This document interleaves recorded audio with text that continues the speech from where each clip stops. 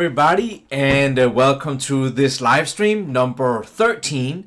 It is June 7th, and it's Wednesday. Beautiful Wednesday here.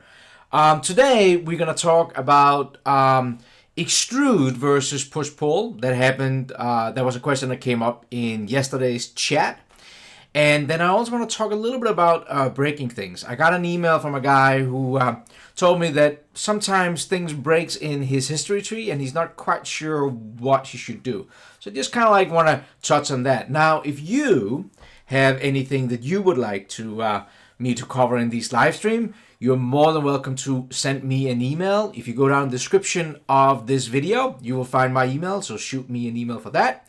And I can see that we already have a couple of people start joining the live chat, which is absolutely awesome. If you're watching the recording, that's just perfect too.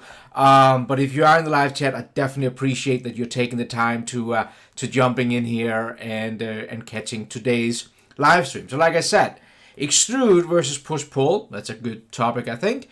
And then just want to kind of like touch a little bit about when kind of like things are breaking in there.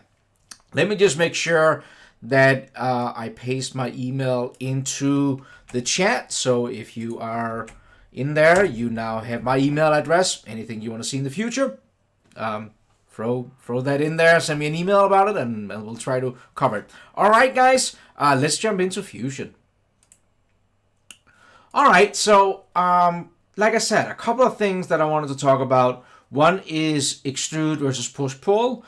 And then I want to talk a little bit about kind of like when things breaking, how to, I guess, kind of like how to attack it.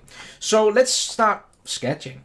So I'm going to go in here and start a sketch on the top here. And I'm just going to hit my S key. And I have my center rectangle right here. And just get something up. Let's make it 3 by 6.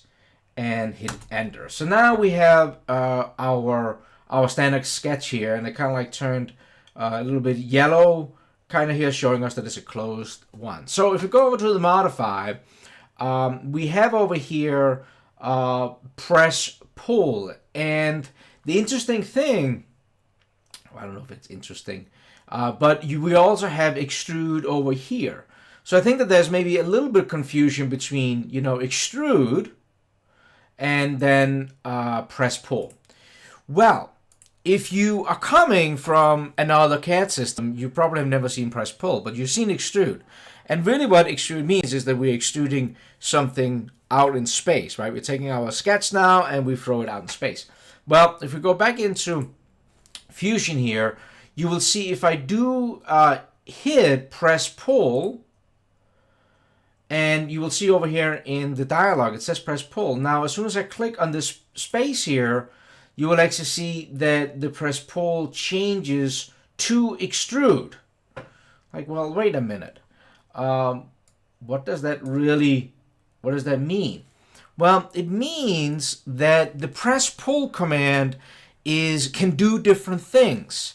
So you can almost say that the press pull command will change depending on what you are going to use it for, and you can use it for a couple of different things. So it's kind of like above other commands. So whatever you kind of like are doing, it will adjust to whatever I do, or call up the specific command. So in this case here, with just a rectangle, if you go to press pull, it will go into extrude because it knows that you will extrude. So this here is the exact same thing as if I went in here and I said extrude. It's like the exact same dialog box. Everything is the same.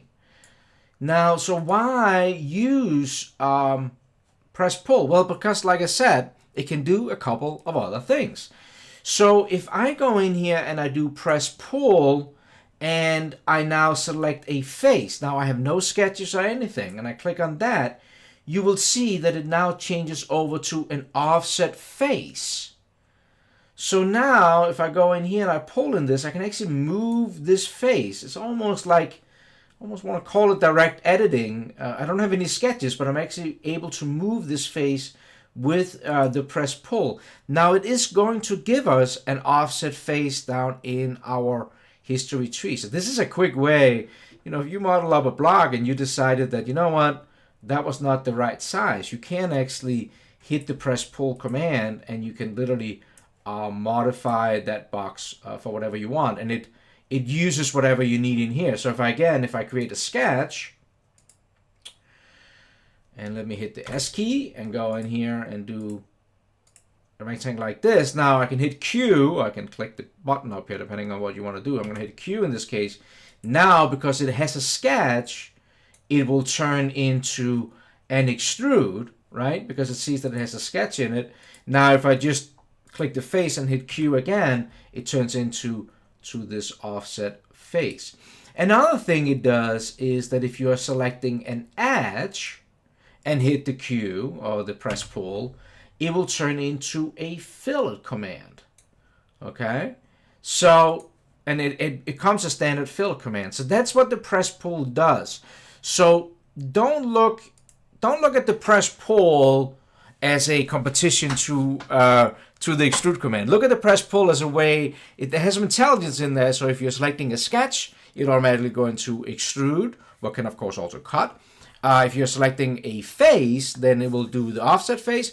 And if you do a S, then it will actually do the fillet. So I hope that kind of like cleared that up a little bit. Definitely in the chat in there. If you have any questions, just pump them in there. So that is good. Now let's jump in and talk a little bit about, let's break things a little bit here. So I absolutely understand that people can get a little bit confused about when things, I like to blow it up is maybe not the right term, but when things kind of like start going in a little bit in the wrong direction. So let me just go in here and I'm just going to sketch another thing in here. So I'm going to sketch another rectangle. I'm going to hit the S key, do my center rectangle here. Let's do it again, 3x6, why not? Like this. And I'm going to do the Q again, press pull. I could also hit the extrude. And let's just make it 1 inch here.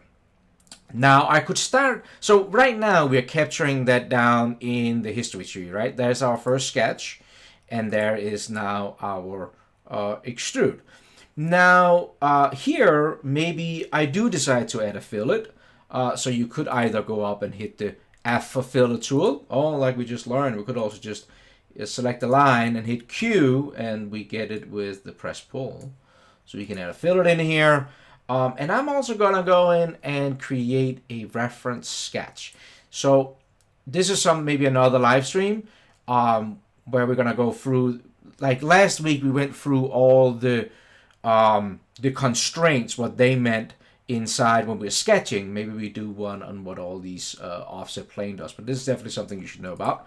I'm going to create an offset plane of this face here, and I'm also going to create a sketch on that plane, and I'm just going to create a circle, something like this. Let's give it a dimension just to lock it down, and whatever, like that, and hit Q. And now Q, again, does extrude, but it can, of course, also does a cut if it uses cutting material. All right, so this is a pretty simple part here. Now, what happens if we go in and we delete this sketch right here? So I'm going to hit delete. When I do that, I actually get a warning here that says, well, hey, buddy, you can delete this if you want to, if you're sure. But just be aware of that there's actually other things in this history tree that is using that first sketch. Because this is really one of the things that you need to think about when you're designing with a parametric software like Fusion or Inventor or SolidWorks or some of the other ones.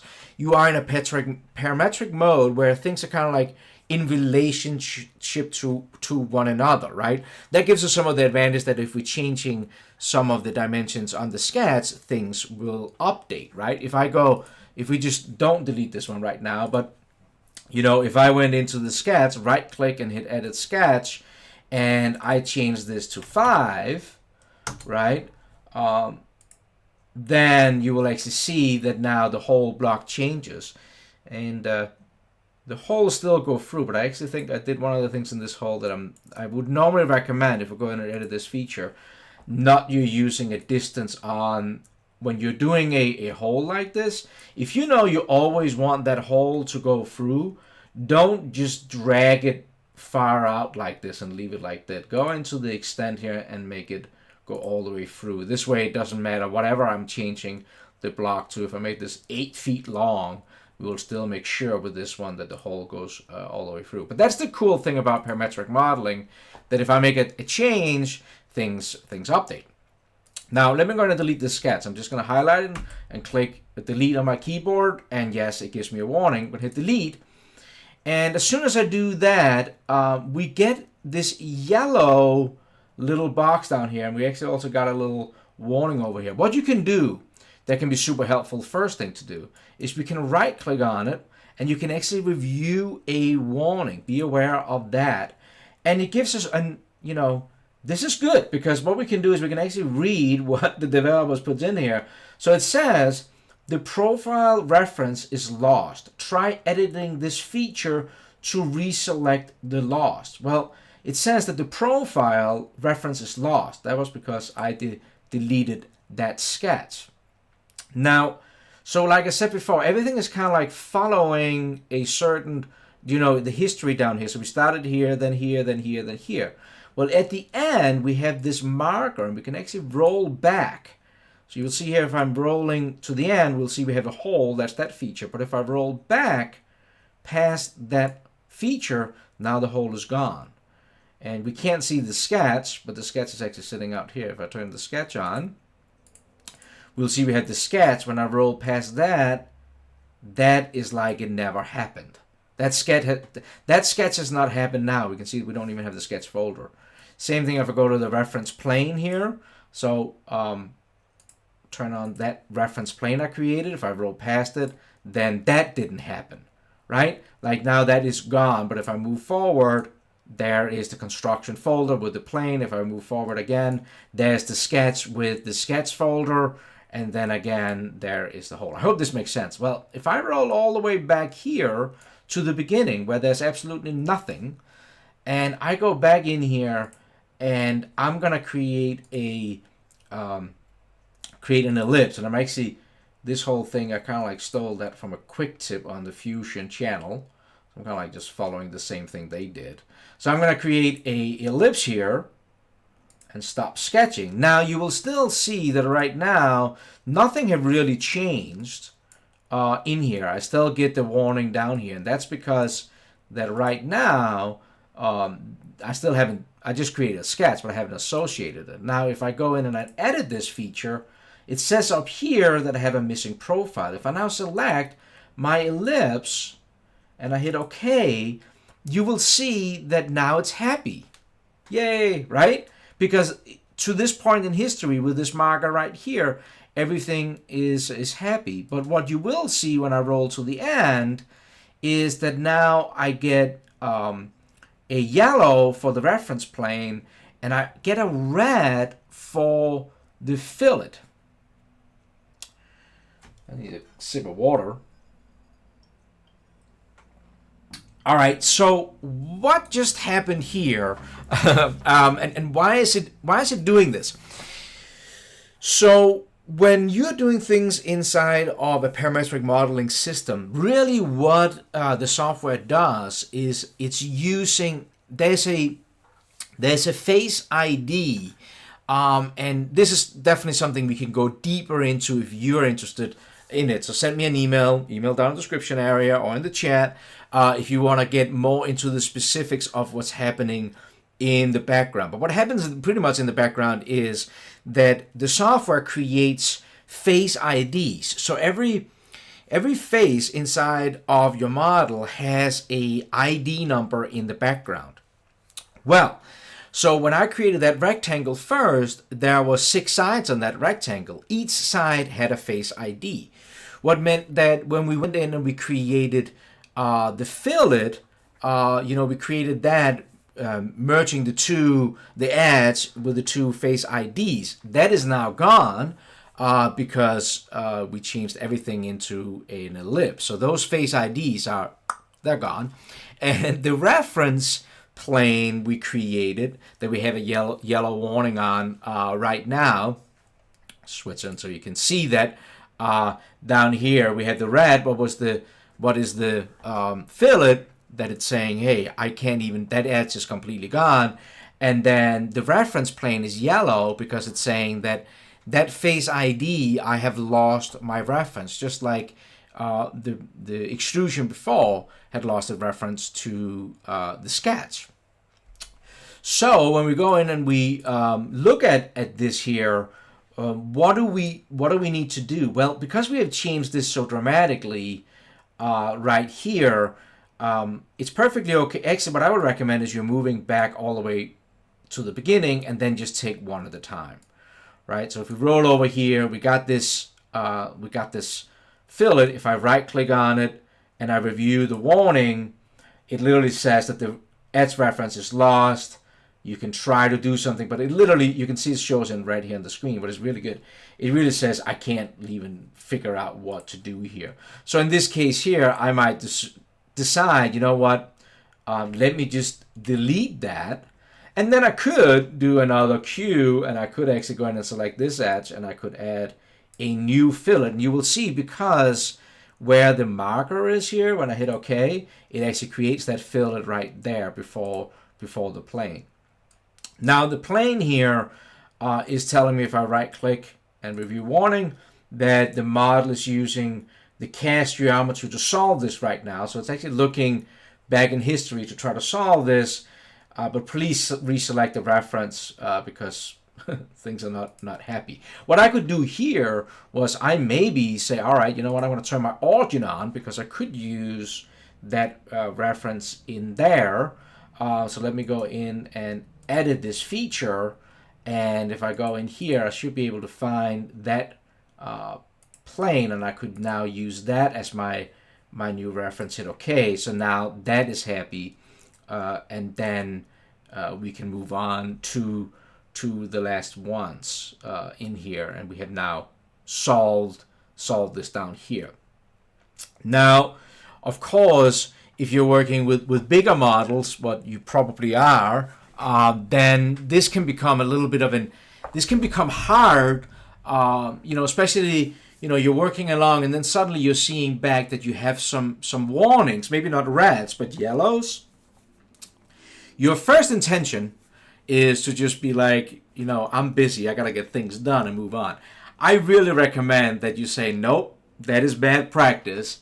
Let me go back and solve these issues right now, because chances are that if you're waiting, then you never get to it, and at some point you forgot really what you're working on at that specific issue. And the trick is really just roll back to the beginning of that yellow, because if you're rolling back to where that yellow is, you know that it's only from the beginning to that point that is an issue. And right click on it, read the warning, have a cup of coffee, and go in and solve it, and then kind of like move along in that spot. So I absolutely hope that is helpful. Now I just wanted to show one more thing here before I jump off, and that is now what we are talking about fixing things is that there is actually direct mode and the parametric mode inside of Fusion. So let me just go back inside of Fusion here. And what made me think about that was that if you ever see me starting a new file, you will see down here that I have my history, right? If I start a new sketch, you will see that history gets populated down here. Now, if you have ever gone out and brought in an imported model,